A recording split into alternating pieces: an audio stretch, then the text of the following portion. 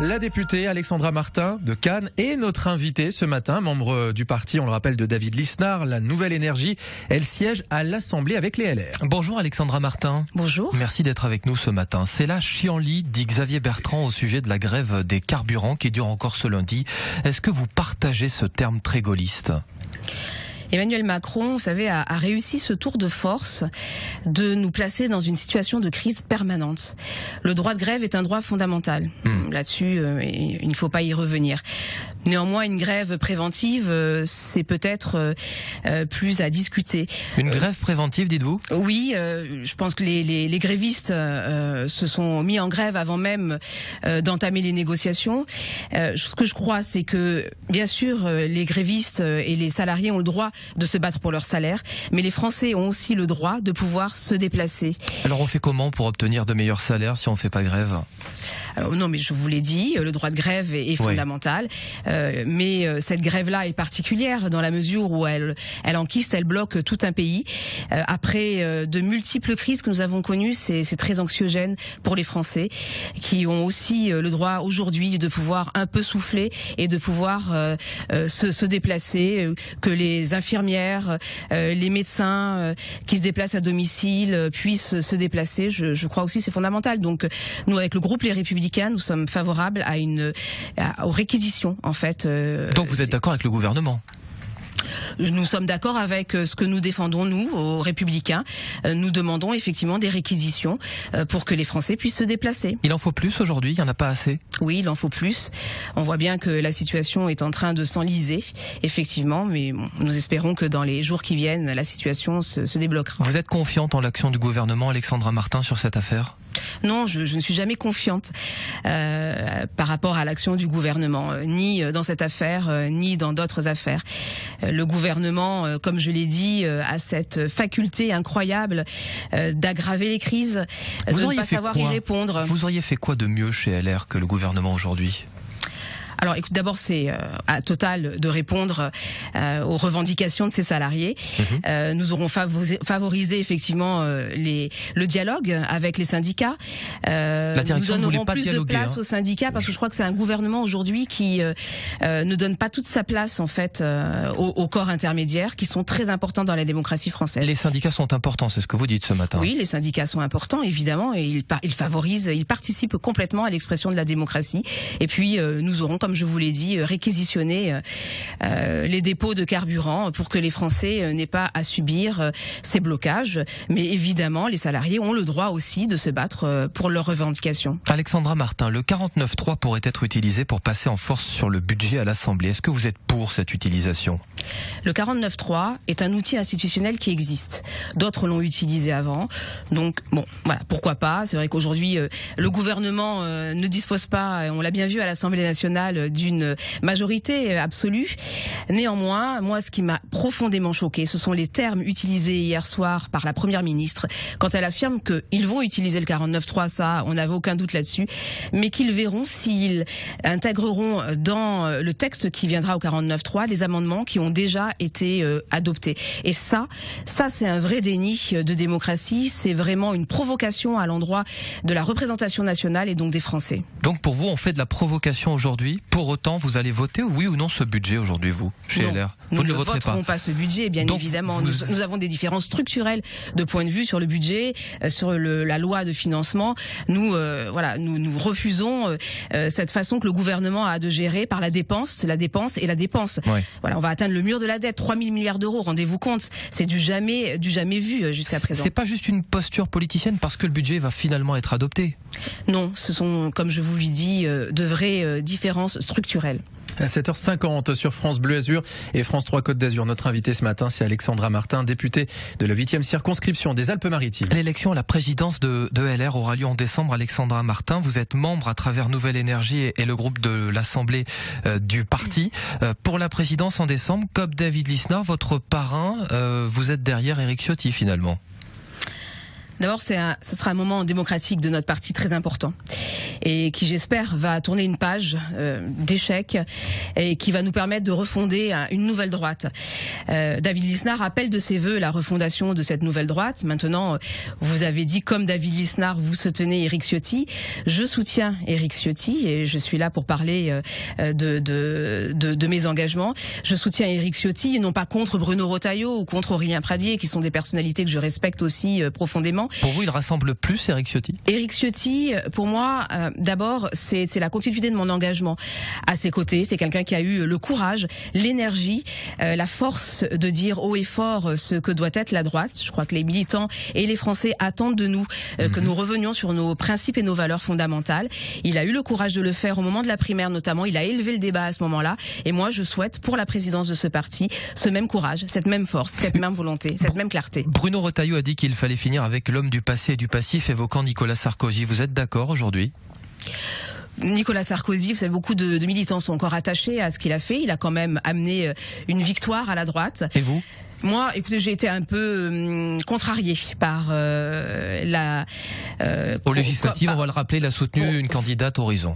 Oui, et puis particulièrement au moment de la présidentielle, où il n'a pas soutenu notre candidate. Voilà, mais c'est personnel. Je voudrais juste revenir sur ce que vous avez dit concernant David Lisnard. David Lisnard a longuement réfléchi à l'hypothèse de se présenter lui-même à la présidence des LR. Il y a renoncé parce que, comme il l'a dit lui-même, très investi dans ses mandats de maire de Cannes, président de l'agglomération et président de l'AMF, à un moment donné, il y a un problème de disponibilité. Mais il aura donc une opinion qui lui sera personnelle. Mais comme toute opinion exprimée par un homme politique de son envergure, ça deviendrait un acte politique. Donc aujourd'hui, il veut se concentrer sur la défense des collectivités qui vivent des moments difficiles. Il se rassemblera bien sûr autour de celui qui aura emporté la présidence des LR. On a bien compris en tout cas que David Lisnard allait jouer un rôle prépondérant demain, notamment dans la vie du parti. Merci à vous pour rester avec nous. Merci. Le 6-9 de...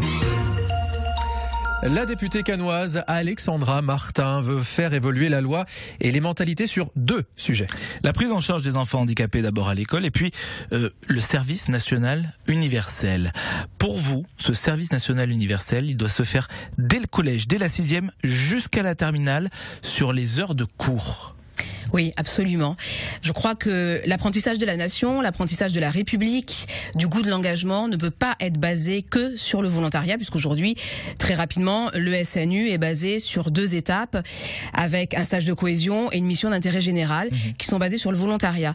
Donc moi, je crois que aujourd'hui existe dans le cursus scolaire des cours d'éducation morale et civique, et qui ont le mérite d'exister. Je propose que ces cours soient renforcés pour qu'ils intègrent ce que l'on apprend aux jeunes à l'occasion de ces stages de cohésion au sein du SNU. Ce serait quoi ? Ce serait 1 heure par semaine, obligatoire pour tous les élèves de la 6e à la terminale ? Oui, alors c'est déjà 1 heure par semaine en cours de MC, mais ça serait d'incrémenter, de lisser dans ces cours l'apprentissage de la nation, de la République. C'est déjà un peu le cas, mais d'aller plus loin et aussi des notions de défense. Parce que là, on apprend comment voter, on apprend ce qu'est un citoyen. Vous, ce que vous souhaitez, c'est qu'on soit un petit peu plus sécuritaire, qu'on soit un petit peu plus nationaliste. Oui, absolument. Aujourd'hui, je crois que la conscience politique des jeunes a fait place à une forme d'individualisme. Et effectivement, ça serait d'apprendre par des notions de défense, le goût de la nation, du patriotisme. C'est quoi être français ? Leur donner la fierté d'être français. Qu'est-ce qu'on ferait concrètement ? On apprendrait la Marseillaise, on apprendrait quoi ? Oui, la Marseillaise, le lever des couleurs, la fierté, c'est quoi la République aujourd'hui, quels sont ses principes, la démocratie. Et ça, vous pensez que nos enfants, il y a beaucoup d'enfants qui sont complètement largués sur ce genre de sujet? Oui, de toute manière, il y a de manière générale une crise de l'engagement général, mais particulièrement chez les jeunes, qui se traduit pour les moins de 25 ans par un abstentionnisme massif, et ils se détournent en fait de la République et de la nation. Aujourd'hui, c'est quoi le service national universel? C'est un stage de 15 jours et après une mission d'intérêt général où on apprend ces valeurs de la République, sauf que c'est du volontariat, sauf que nos jeunes ils y vont pas. Il y a 40 000 jeunes environ qui font ce choix-là. Alors le comble, donc c'est un bide. Effectivement. C'est un bide. Alors c'est un bide. Bon, je n'irai pas jusque là. Évidemment, cette année, il y a une augmentation sensible du nombre de volontaires, mais le comble, c'est que face à ça, il y a un manque de moyens et que ceux qui participent, notamment ceux qui organisent le stage d'intérêt général, sont confrontés à des problèmes de logistique, et c'est le système D, et notamment par exemple chez les cadets de la gendarmerie. En un mot, en pleine guerre Ukraine-Russie, vous êtes pour un service national obligatoire ? Nous y réfléchissons. Je ne peux pas aujourd'hui répondre formellement à cette question.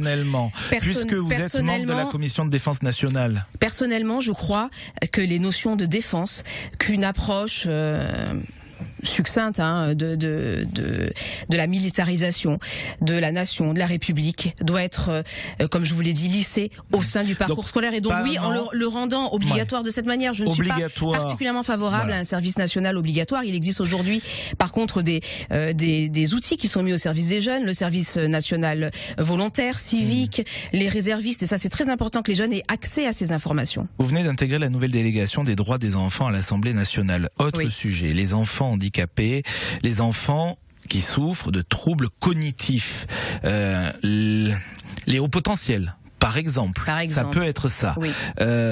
On est actuellement dans quelle situation ? On ne les prend pas assez bien en charge. Non, c'est un sujet hyperactifs. C'est un sujet qui me motive depuis longtemps, parce qu'effectivement aujourd'hui, des enfants qui souffrent de troubles de l'apprentissage, donc les dyslexies ou les troubles de l'attention avec ou sans hyperactivité, les hauts potentiels effectivement, sont de plus en plus diagnostiqués. Alors est-ce que c'est parce qu'on sait mieux les diagnostiquer ? Sans doute. Aujourd'hui, ce sont des handicaps invisibles et qui sont d'ailleurs considérés comme des handicaps dans la loi de 2005. La situation concrètement, c'est que pour les parents, c'est un enfer. Avoir un enfant haut potentiel ou avoir un enfant hyperactif, c'est un enfer financier d'abord. Oui, c'est un parcours du combattant. C'est un enfer financier parce que il faut autour de l'enfant mettre en place des dispositifs avec une multitude de professionnels qui se spécialisent d'ailleurs de plus en plus dans le suivi de ces troubles, et ça c'est très bien. Et puis il faut aussi accompagner les parents psychologiquement, parce que c'est très compliqué de prendre en charge ces troubles, et il faut aussi que les parents soient formés et accompagnés. Ça coûte des milliers d'euros, en fait, d'avoir un enfant au potentiel. À Nice, on a des écoles spécialisées. C'est un gouffre financier, vraiment. Oui, ce qui coûte cher, en fait, ce sont effectivement tous ces prestataires, psychologues, neuropsychologues, ergothérapeutes, orthophonistes, qui ne sont pas pris en charge par la sécurité sociale. Que ça soit pris en charge. Absolument. Alors bon, la MDPH et le conseil départemental sont présents sur ce terrain-là et aident les parents. Lorsque l'enfant est reconnu handicapé, la MDPH alloue des subventions, des allocations aux parents pour les aider, mais ce n'est certainement pas assez, bien sûr. Et vous souhaitez aussi une formation des enseignants, parce que c'est très compliqué de détecter un enfant qui est au potentiel. Merci beaucoup Alexandra Martin. Je vous en prie, merci à vous de m'avoir invité ce matin.